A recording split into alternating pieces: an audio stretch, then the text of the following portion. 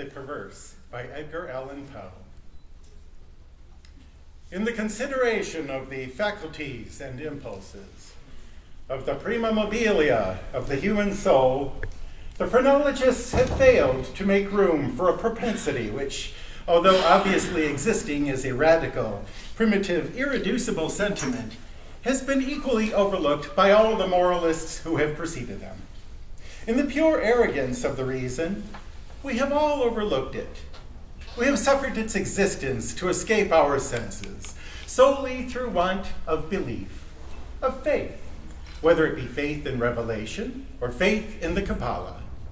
The idea of it has never occurred to us simply because of its supererogation. We saw no need of the impulse, for the propensity. We could not perceive its necessity.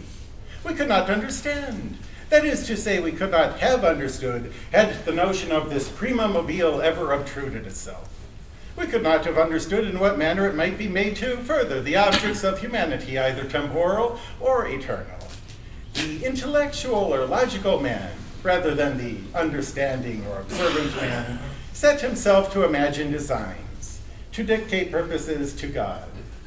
Having thus fathomed, to his satisfaction, the intentions of Jehovah, out of these intentions he built his innumerable systems of mind. That in the matter of phrenology, for example, we first determined, naturally enough, that it was the design of the deity that man should eat. We then assigned to man an organ of alimentiveness, and this organ is the scourge with which the deity compels man, will I, nil I, into eating. Secondly, having settled it to be God's will that man should continue his species, we discovered an organ of amativeness, forthwith. And so with combativeness, with ideality, with causality, with constructiveness, so in short, with every organ, whether representing a propensity, a moral instinct, or a faculty of the pure intellect. It cannot be denied that phrenology, and in great measure all metaphysicianism, have been concocted a priori. In this arrangement of the principia of human action, the Spurzheimites, whether right or wrong, in part or upon the whole, have but followed in principle the footsteps of their predecessors, deducing and establishing everything from the preconceived destiny of man and upon the ground of the objects of his creator. It would have been wiser. It would have been safer to classify, if classify we must, upon the basis of what man usually or occasionally did, and was always occasionally doing, rather than upon the basis of what we took it for granted the deity intended him to do. If we cannot comprehend God in his visible works, how then in his inconceivable thoughts that call the works into being? If we cannot understand him in his subjective creatures, how then in his substantive moods and phases of creation? Induction, a posteriori, would have brought phrenology to admit as an innate and primitive impulse of human action a paradoxical something which we may call perverseness, for want of a more characteristic term. In the sense I intend, it is in fact a mobile without motive, a motive not motiviert. Through its promptings we act without comprehensible object, or, if this shall be understood as a contradiction in terms, we may so far modify the proposition as to say that through its promptings we act for the reason that we should not. In theory, no reason can be more unreasonable, but in fact, there is none more strong. Certain minds, under certain conditions, it becomes absolutely irresistible. I am not more certain that I breathe than that the assurance of the wrong or error of any action is often the one unconquerable force which impels us, and alone impels us to its prosecution. Nor will this overwhelming tendency to do wrong for the wrong's sake admit of analysis or resolution into ulterior elements. It is a radical, a primitive impulse, elementary. It will be said, I am aware, that when we persist in acts because we feel we should not persist in them, our conduct is but a modification of that which ordinarily springs from the combativeness of phrenology. But a glance will show the fallacy of this idea. The phrenological combativeness has for its essence the necessity of self-defense. It is our safeguard against injury. Its principle regards our well-being, and thus the desire to be well is excited simultaneously with its development. It follows that the desire to be well must be excited simultaneously with any principle, which shall be merely a modification of combativeness. But in the case of that something which I term perverseness, the desire to be well is not only not aroused, but a strongly antagonistical sentiment exists. An appeal to one's own heart is, after all, the best reply to the sophistry just noticed. No one who trustingly consults and thoroughly questions his own soul will be disposed to deny the entire radicalness of the propensity in question. There lives no man who at some period has not been tormented, for example, by an earnest desire to tantalize a listener by circumlocution. The speaker is aware that he displeases. He has every intention to please. He is usually curt, precise, and clear. The most laconic and luminous language is struggling for utterance upon his tongue. It is only with difficulty that he restrains himself from giving it flow. He dreads and deprecates the anger of him whom he addresses, yet the thought strikes him that by certain involutions and parentheses this anger may be engendered. That single thought is enough. The impulse increases to a wish, the wish to a desire, the desire to an uncontrollable longing, and the longing to the deep regret and mortification of the speaker is indulged. We have a task before us which must be speedily performed. We know that it will be ruinous to make delay. The most important crisis of our life calls trumpet-tongued for immediate energy and action. We glow. We are consumed with eagerness to commence the work, with the anticipation of whose glorious result our whole souls are on fire. It shall be undertaken today, and yet we put it off until tomorrow. And why? There is no reason, other than that we feel perverse, using the word with no comprehension of the principle. Tomorrow arrives, and with it a more impatient anxiety to do our duty. But with this very increase of anxiety arrives also a nameless, a positively fearful, because unfathomable craving for delay. This craving gathers strength as the moments fly. The last hour for action is at hand. We tremble at the violence of the conflict within us, of the definite with the indefinite, of the substance with the shadow. But if the contest have proceeded thus far, it is the shadow which prevails. We struggle in vain. The clock strikes, and is the knell of our welfare. At the same time, it is the chanticleer note to the ghost which has so long overawed us. It flies, it disappears. We are free. The old energy returns. We will labor now. Alas, it is too late. We stand upon the brink of a precipice. We peer into the abyss. We grow sick and dizzy. Our first impulse is to shrink from the danger. Unaccountably, we remain. By slow degrees, our sickness and dizziness and horror become merged in a cloud of unnameable feeling. By gradations, still more imperceptible, this cloud begins to assume shape, as did the vapor from the bottle out of which arose the genius in the Arabian Nights. But out of this, our cloud, upon the precipice's edge, there grows into palpability a shape, far more terrible than any genius or any demon of a tale, and yet it is but a thought, although a fearful one, and one which chills the very marrow of our bones with the fierceness of the delight of its horror. It is merely the idea of what would be our sensations during the sweeping precipitancy of a fall from such a height. And this fall, this rushing annihilation, because it involves that one most ghastly and loathsome of all the most ghastly and loathsome images of death and suffering which have ever presented themselves to our imagination. For this very cause do we now the most vividly desire it, and because our reason violently deters us from the brink, therefore do we the more impetuously approach it. There is no passion in nature so demoniacally impatient as that of him who, shuddering upon the edge of a precipice, thus meditates a plunge. To indulge for a moment in any attempt at thought is to be inevitably lost, for reflection but urges us to forbear, and therefore it is, I say, that we cannot. If there be no friendly arm to check us, or if we fail in a sudden effort to prostrate ourselves backward from the abyss, we plunge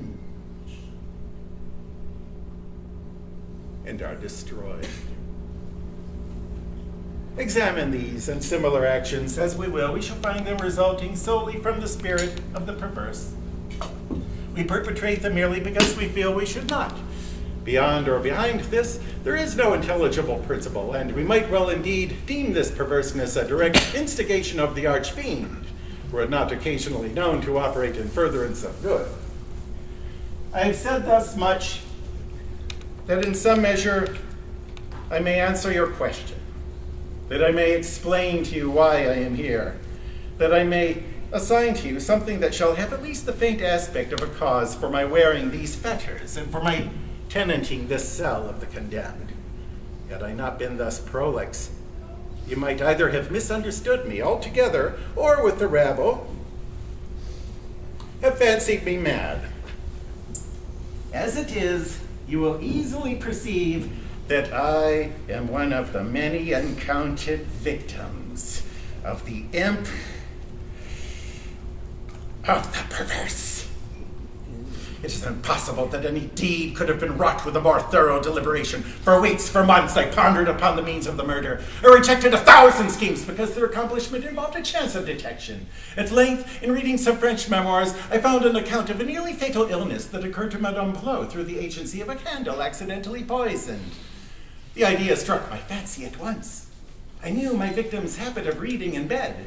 I knew, too, that his apartment was narrow and ill-ventilated, but I need not vex you with impertinent details. I need not describe the easy artifices by which I substituted in his bedroom candle-stand a wax light of my own making for the one which I there found.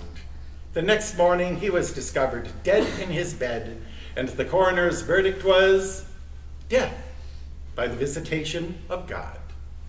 Having thus inherited his estate, all went well with me for years. The idea of detection never once entered my brain. Of the remains of the fatal taper I had myself carefully disposed, I had left no shadow of a clue by which it would be possible to convict or even to suspect me of the crime. It is inconceivable how rich a sentiment of satisfaction this feeling occasioned in my bosom as I reflected upon my absolute security. For a very long period of time I was accustomed to revel in his sentiment. It afforded me more real delight than all the mere worldly advantages accruing from my sin. But there arrived at length an epoch to which the pleasurable feeling grew by scarcely perceptible gradations into a haunting and harassing thought. It harassed because it haunted. I could scarcely get rid of it for an instant. It is quite a common thing to be thus annoyed with the ringing in our ears, or rather in our memories of the burthen of some ordinary song or some unimpressive snatches from an opera. Nor will we be the less tormented if the song in itself be good, or the opera air meritorious. In this manner, at last, I would perpetually catch myself pondering upon my security and repeating in a low undertone the phrase, "I am safe."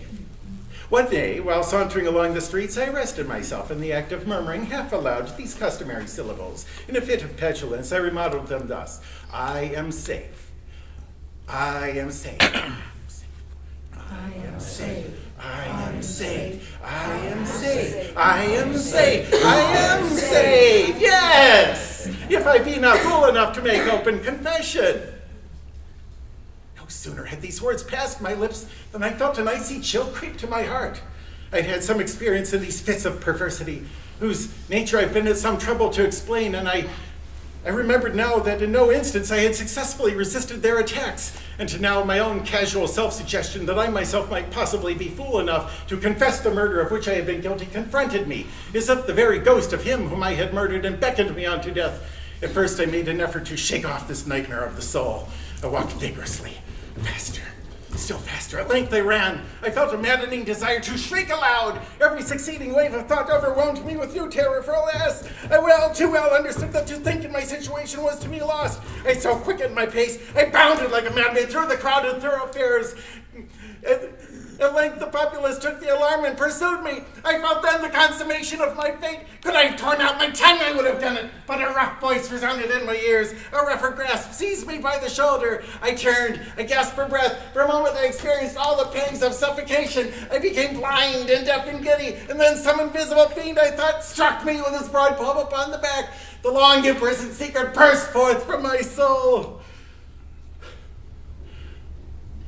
They say that I spoke with a distinct enunciation, but with marked emphasis and passionate hurry, as if in dread of interruption before concluding the brief but pregnant sentences that consigned me to the hanged man and to hell. Having thus related all that was necessary for the fullest judicial conviction, I fell prostrate in a swoon. But why shall I say more? Today I wear these chains and am here. Tomorrow I shall be fetterless. But where?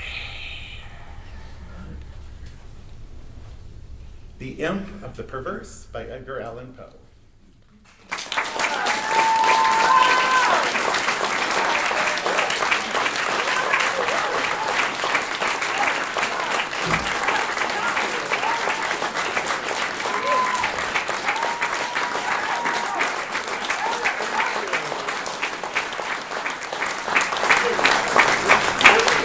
Thank you. We'll have a couple of minutes break, and as we get set up for our next play, I'll introduce it, and then we will head into Mac of the Red Beth.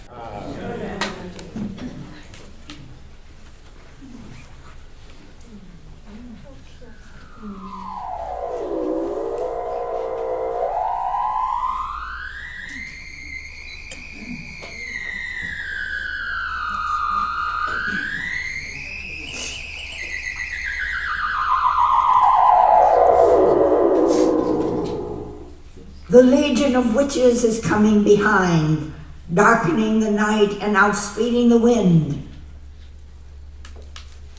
Thank you.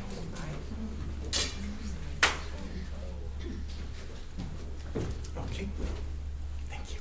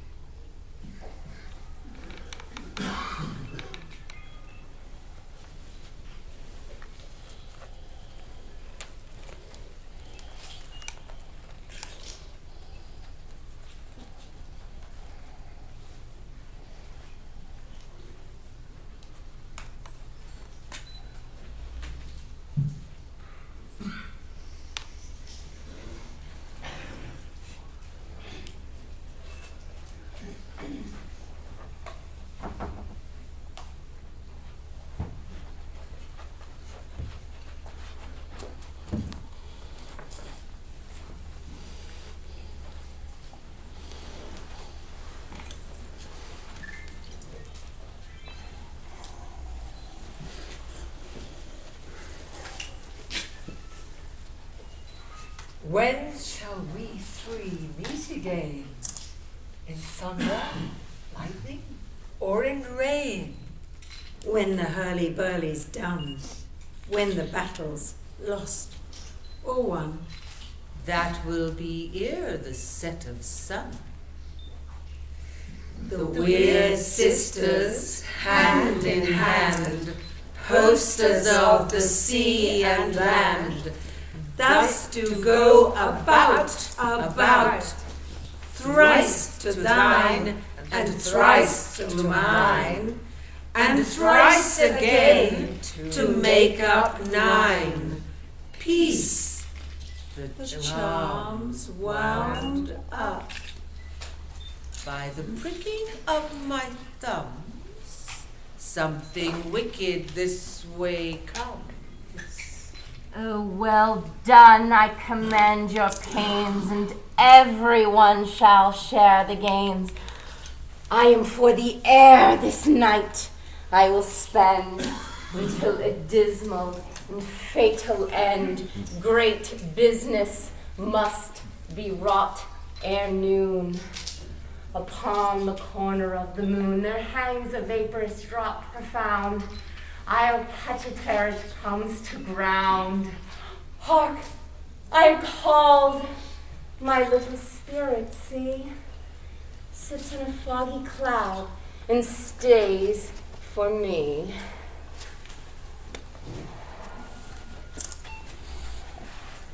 Fair is foul, and foul is fair. Hover through the fog and filthy air. Fair is foul, and foul is fair. Hover through the fog and filthy air. Fair is foul, and foul is fair. Hover through the fog and filthy air.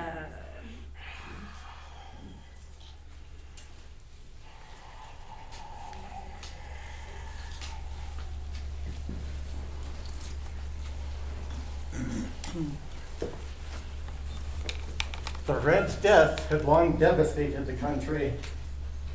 No pestilence had ever been so fatal or so hideous. Blood was its avatar and its seal, the redness and the horror of blood. There were sharp pains and sudden dizziness, and then profuse bleeding at the pores with dissolution. The scarlet stains upon the body, and especially upon the face of the victim, were the pest ban which shut him out from the aid and from the sympathy of his fellow men.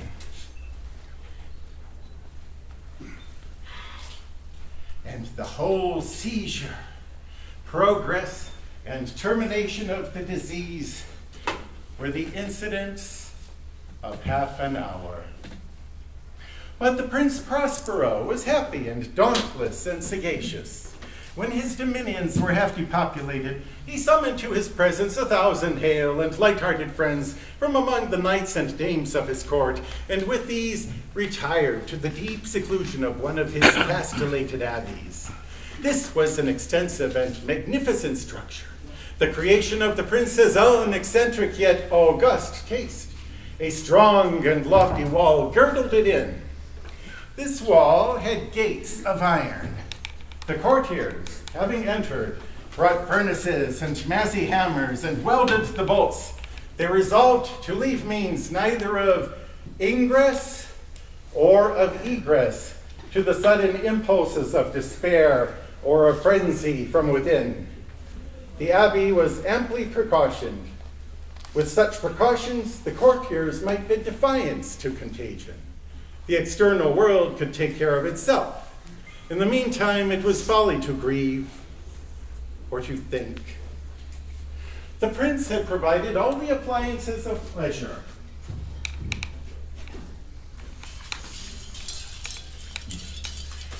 There were buffoons, there were improvisatori, there were ballet dancers, there were musicians, there was beauty, there was wine. All these and security were within. Without was the Red Death. And you all know security is mortal's chiefest enemy.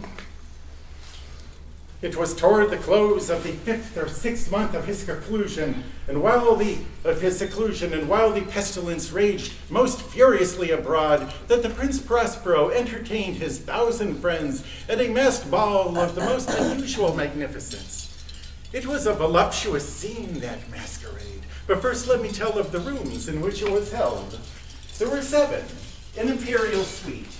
In many palaces, however, such suites form a long and straight vista, while the folding doors slide back nearly to the walls on either hand, so that the view of the whole extent is scarcely impeded.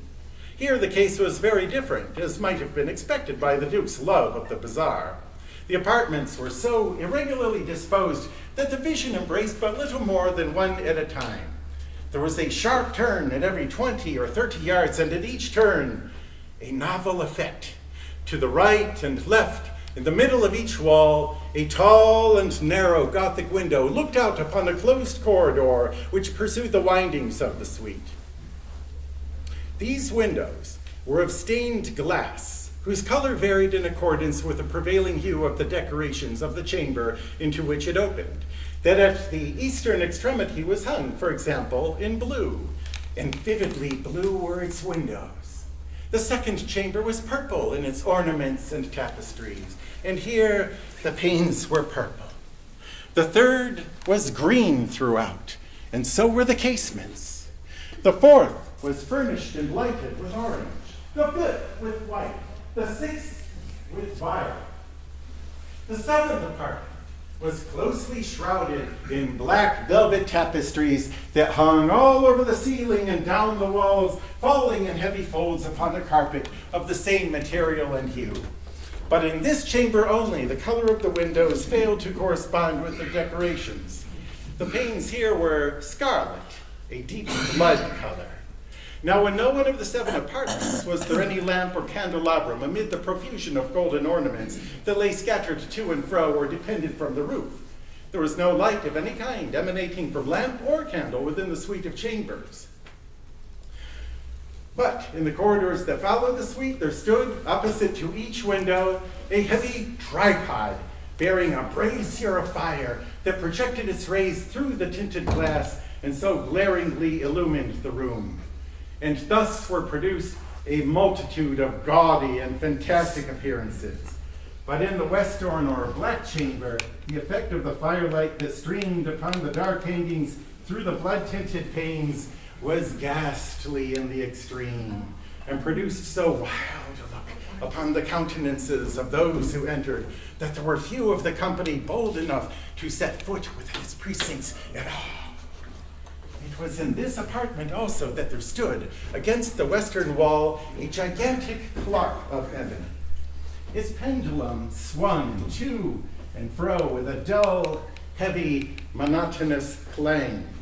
And when the minute hand made the circuit of the face, and the hour was to be stricken, there came from the brazen lungs of the clock a sound which was clear and loud and deep and exceedingly musical, but of so peculiar a note and emphasis that at each elapse of an hour, the musicians of the orchestra were constrained to pause momentarily in their performance to hearken to the sound. And thus the waltzers perforce ceased their evolutions, and there was a brief disconcert of the whole gay company. And while the chimes of the clock yet rang, it was observed that the giddiest grew pale, and the more aged and sedate passed their hands over their brows, as if in confused reverie or meditation. But when the echoes had fully ceased, a light laughter at once pervaded the assembly. The musicians of the orchestra looked at each other and smiled as if at their own nervousness and folly, and made whispering vows each to the other that the next chiming of the clock should produce in them no similar emotion. And then, after the lapse of 60 minutes, which embraced 3,600 seconds of the time that flies, there came yet another chiming of the clock. And then were the same disconcert and tremulousness and meditation as before. But in spite of these things, it was a gay and magnificent revel. The tastes of the Duke were peculiar. He had a fine eye for colors and effects. He disregarded the decora of mere fashion. His plans were bold and fiery, and his conceptions glowed with barbaric luster. There are some who would have thought him mad. His followers felt that he was not. It was necessary to hear and see and touch him to be sure that he was not. He had directed in great part the movable embellishments of the 7 chambers upon occasion of this great fete, and it was his own guiding taste which had given character to the masqueraders. Lo, 'tis a gala night within the lonesome latter years, an angel throng, bewinged, bedight in veils, and drowned in tears, sit in a theater to see a play of hopes and fears, while the orchestra breathes fitfully the music of the spheres. Mimes in the form of God on high mutter and mumble low, and hither and thither fly. Mere puppets they, who come and go at bidding of vast formless things that shift the scenery to and fro, flapping from out their condor wings, invisible woe. That motley drama, oh be sure it shall not be forgot, with its phantom chased forevermore by a crowd that sees it not, through a circle that ever returneth into the selfsame spot, and much of madness and more of sin, and horror the soul of the plot. Be sure they were grotesque. There were much glare and glitter and piquancy and phantasm, much of what has been since seen in Hernani.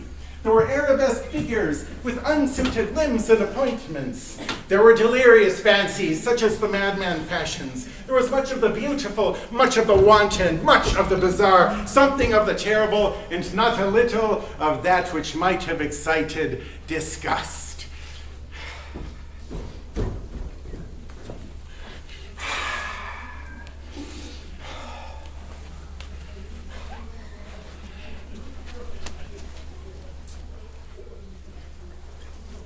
To and fro in the 7 chambers there stalked, in fact, a multitude of dreams. And these, the dreams, writhed in and about, taking cue from the rooms and causing the wild music of the orchestra to seem as the echo of their steps. Sweet voices and rich melody filled the air, and so with mirth and music, the masquerade went on.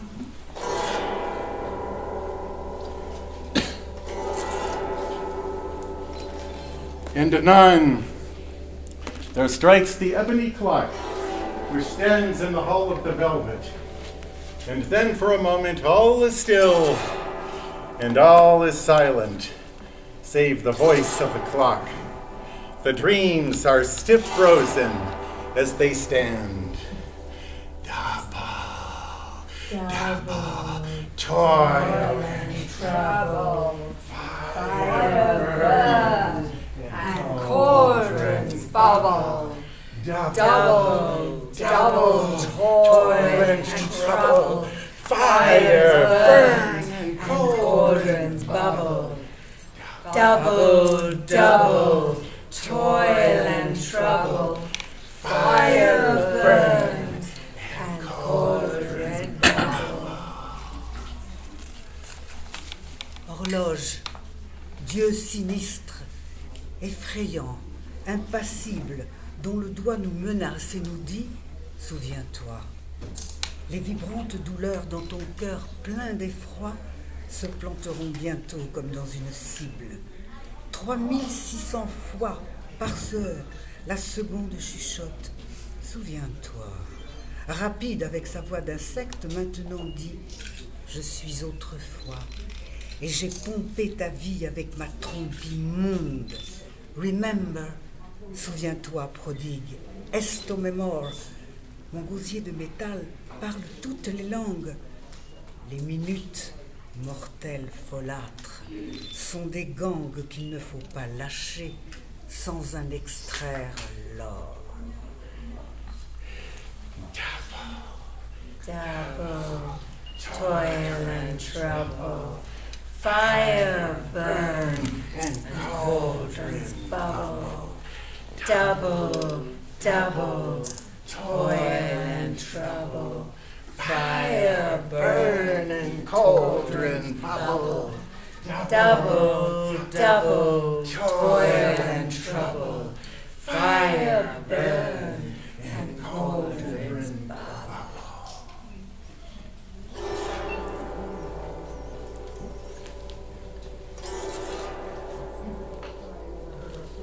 But the echoes of the chime die away.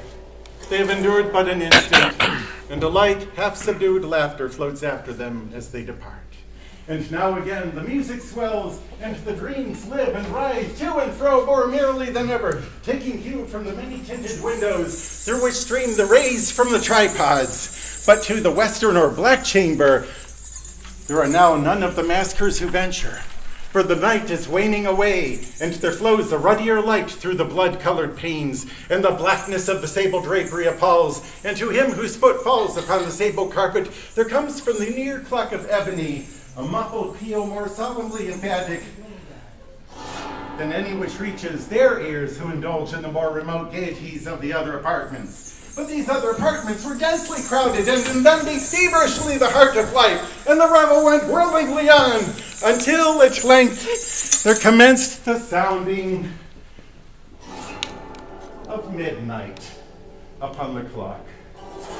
And then the music ceased, as I have told, and the evolutions of the waltzers were quieted, and there was the same uneasy sensation of all things as before.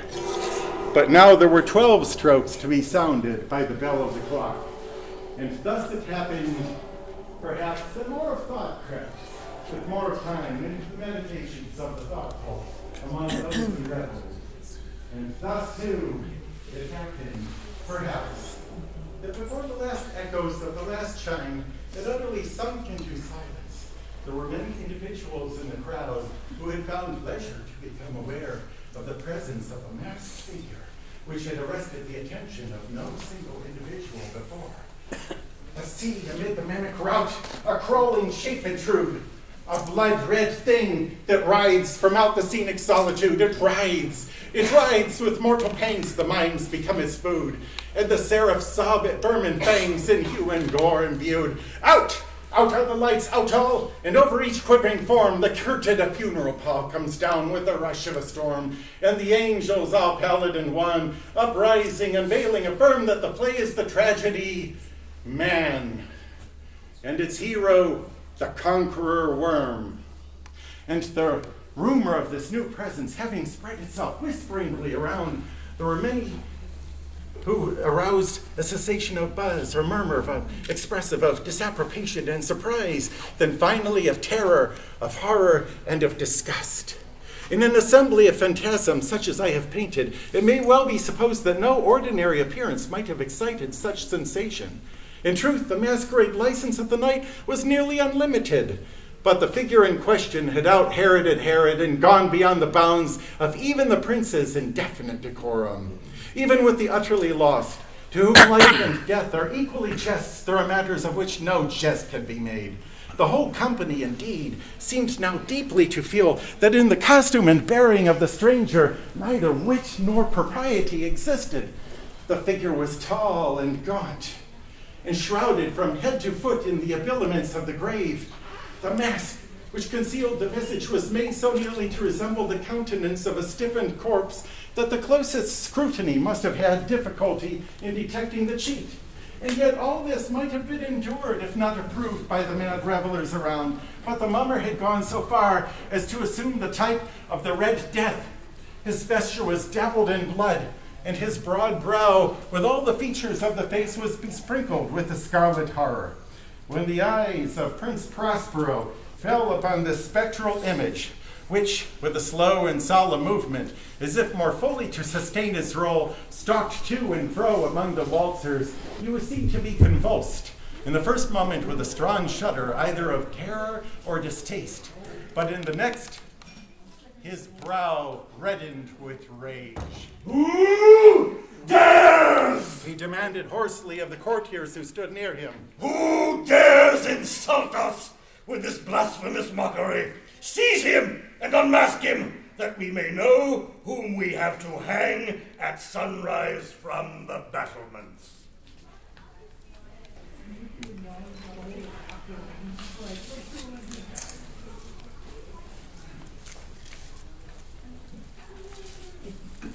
Show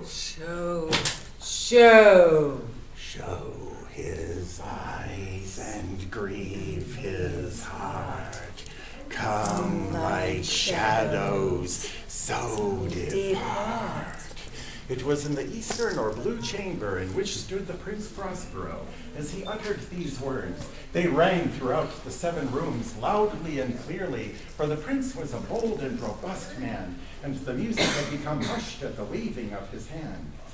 It was in the blue room where stood the prince with a group of pale courtiers by his side. At first, there was a slight rushing movement of this group in the direction of the intruder, who at the moment was also near at hand, and with deliberate and stately step made closer approach to the speaker.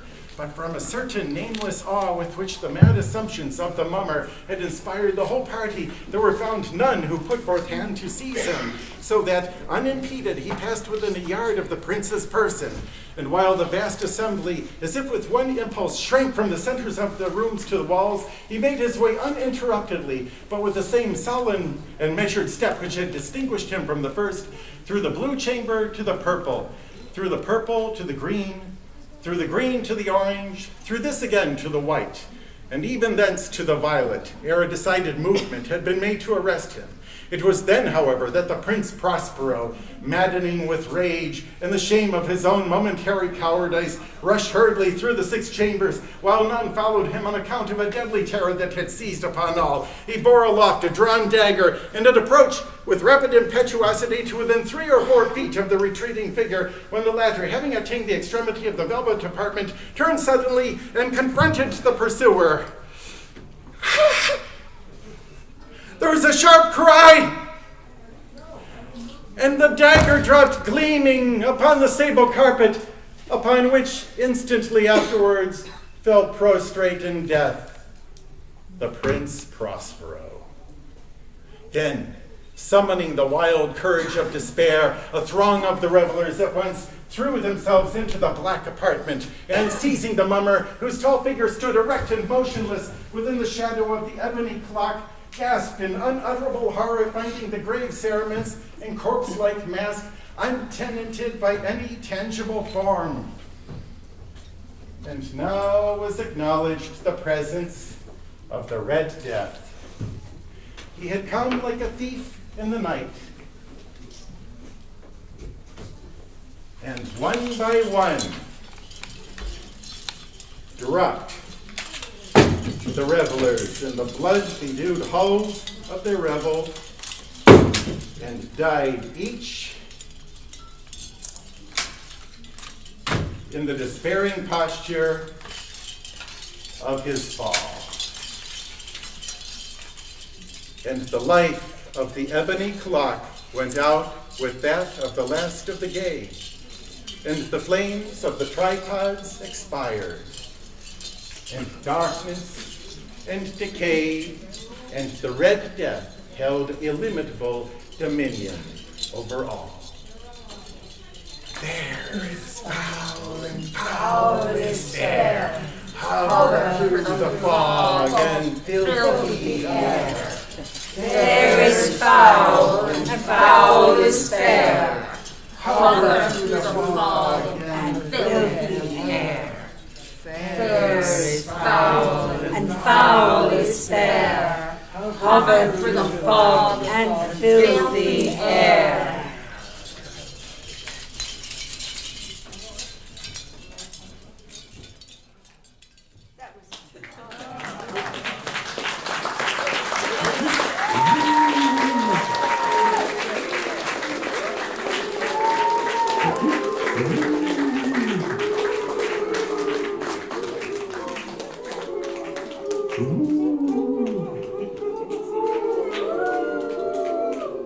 Happy Halloween!